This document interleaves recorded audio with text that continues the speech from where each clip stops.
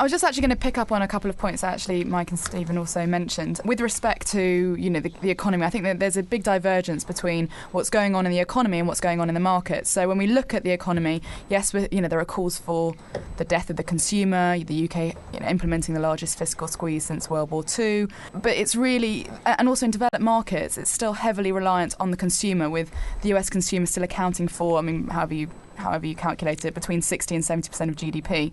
So we seem to be waiting for these three ings, the lending, the spending and the job creating.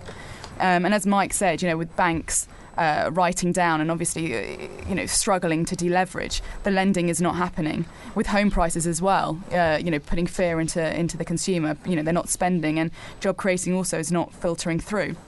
And actually something else I'd point out as well is that McKinsey report that came out that said only a mere 25% of baby boomers are actually financially prepared for retirement, and they're to account for nearly 60% of net US wealth by 2015.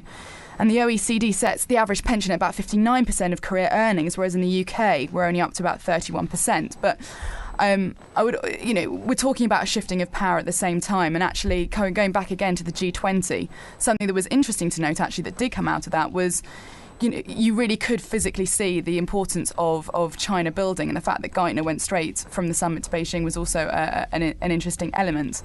And following on from that, are we being too G8 centric? Is there hope in emerging markets? And I don't want to go over what I mentioned before about the strength of the balance sheets, high levels of saving to deploy rather than build, or the FX reserves, or the wider range of policy tools available. But what I would say is that we have, because obviously there have been calls that might be quite a naive view, but moving forward we have actually seen industrial production above pre-crisis levels, and an increased level of also intra-regional trade. So we're moving from being export-led to domestic-led and maybe even neighbour-led. But I would give one word of warning about this, and that's that there is a risk of, we heard about the BRICS, now we're hearing about Indonesia, and there is a risk of acronym over-exuberance. And a pithy abbreviation does not necessarily equate to a profitable investment. So there's often a discrepancy between international investor excitement and the fundamentals of the economy and sentiment on the grounds. So, as always, differentiate. There remains a risk of contagion, and also, invest in quality and be careful what you're looking at. If you ask anybody on the street in any country of the world what got us into this mess, they're going to say it in one word: debt. There was too much debt.